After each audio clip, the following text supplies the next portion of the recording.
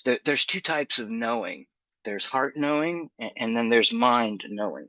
So you can know something to be true in your heart. And when you do, nobody can tell you any different. So you may not have experienced it in reality yet through the visual, through the audible, through the mental, but you know it in your heart. So I told my soulmate, my woman, that I'm vibing at 144 hertz. And yeah, that's it. Like Heart said so. Heart's never wrong. I've got a really good connection with my heart. Well, today, as I go to turn on my PC, which by the way is a gaming PC, I am a gamer. I'm an old school gamer.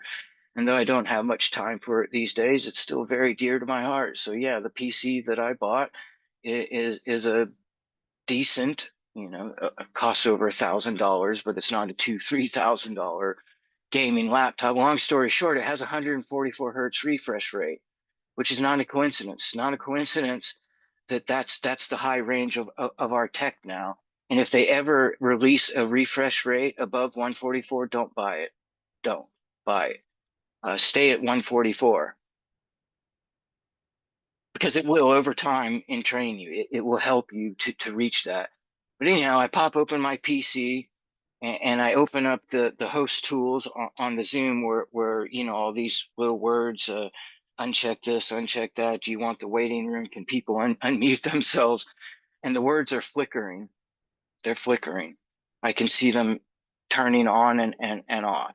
And there's only one way that's possible because I have 144 hertz refresh rate monitor. It means that, yes, my heart was telling the truth. I am vibing at 144 hertz or higher in my brain.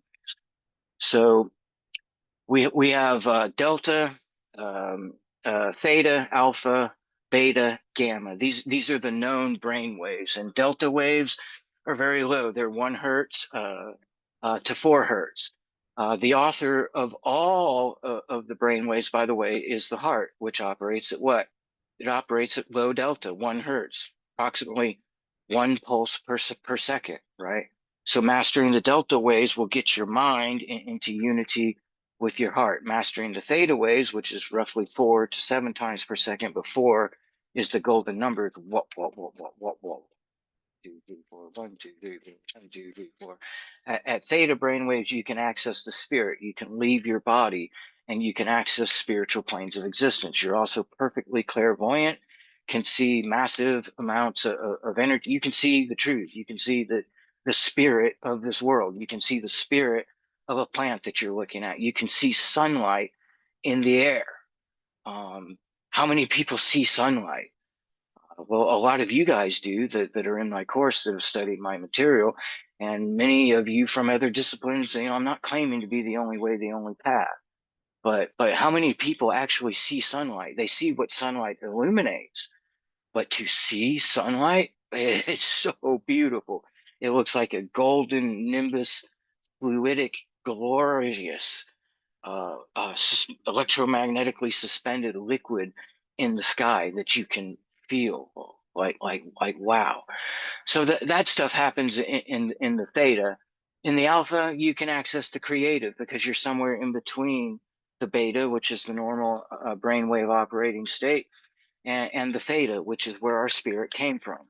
We came from the frequency range of theta, which means that before we began our human journey, unless we're a back traveler or a wanderer or a savior or all the different names for that, some of us travel backwards to help. But the human spirit, the human soul came from like approximately 4 oscillations per second, which when you're operating at that level, it seems solid, right? That's why you have to get into theta brainwaves in order to actually leave your body and experience it as a spiritual world, as ground that you can stand on, as air that you can breathe, as a sun that shines on you, as people that you can talk to, et cetera, et cetera. Because if you're vibing too fast, they're going to be reappearing and disappearing and barely even, they're not going to seem real to you. But if you are vibrating at 1, 2, 3, 4, 1, 2, 3, 4, 1, 2, 3, 4, then it appears solid. It appears as a world. So once again, the alpha waves allow for inspiration. It's what artists tap into because it's in between the theta and the beta. The beta is 16 to 30 hertz, I think, or 14 or 12, something like that. Specifics don't really matter. But at the beta frequencies, this is the normal human construct. This is your normal sleeping human. They are all day in the beta space. This is the he said, she said, gotta do this, gotta do that. What comes next? What is this person thinking me? Oh shit, I gotta go to work. Did you brush your teeth? Did you check on the kids? This is beta. And it's where most people are stuck. But thankfully we have music and art and things that if you turn on a piece of music and you listen to it, start tapping your feet to it, then you're an alpha, you know? So that's just a little cheat code for you there. Well, gamma waves are from 30 to 80 hertz, and they are the highest known human brain waves. My heart knew this, but I looked it up on Google just to be sure before this talk. And yeah, it should not be humanly possible to vibrate past 80 hertz, but I am. Uh, I've got empirical proof. The words on my 144 hertz refresh screen appearing and disappearing is all the proof that I need. I won't be subjecting myself to scientists or anything like that. I really don't care about providing empirical proof for the world. I'm not here to change everybody's mind. I'm not here to be a massive public figure. I'm not here to stand on a podium. I'm not here to receive praise. I'm here to take those of you that are already either on the fence or on the other side of the fence. I'm here to give you the tools to either get on the other side of the fence, or if you're on the other side of the fence already, I'm here to give you the tools to excel within that. My empirical proof will be the tens or hundreds or perhaps even thousands of you that become just like me and are able to do all of the same things.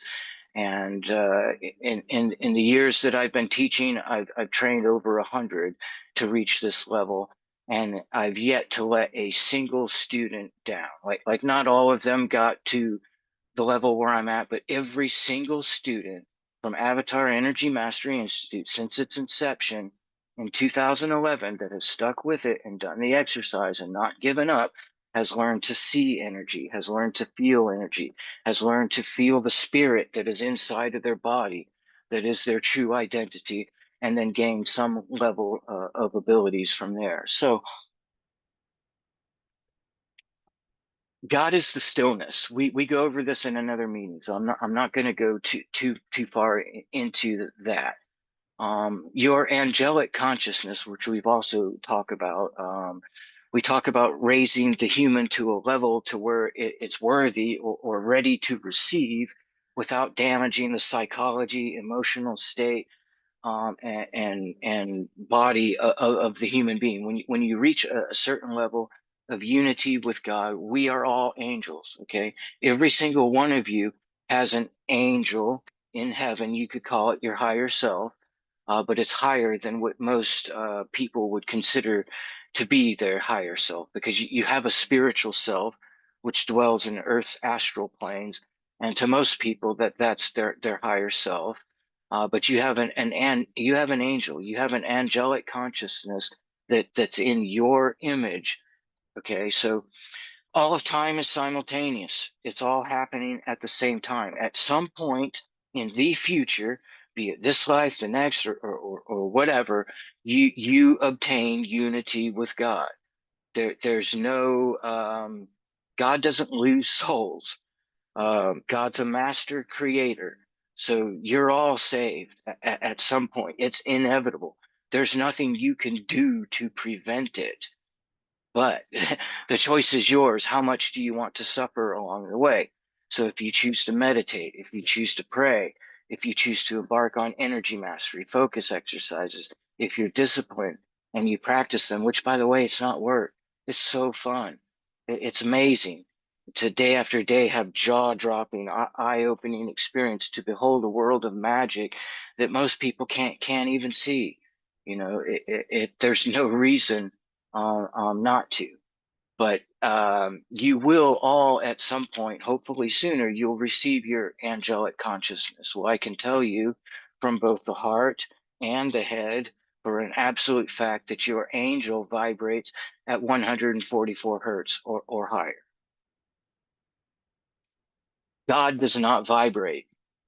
God is the creator of vibration, is the creator of the concept of particles. It dwells in the infinite, completely outside of this omnisphere of creation, of which all universes, galaxies, solar systems, worlds, planets, they all exist somewhere inside this giant, beautiful sphere of oscillating energy of all frequencies that the New Age movement calls the source, but which we here at the Metaphysical Church of the Tree of Life call the Holy Spirit. So 144 hertz is dangerous.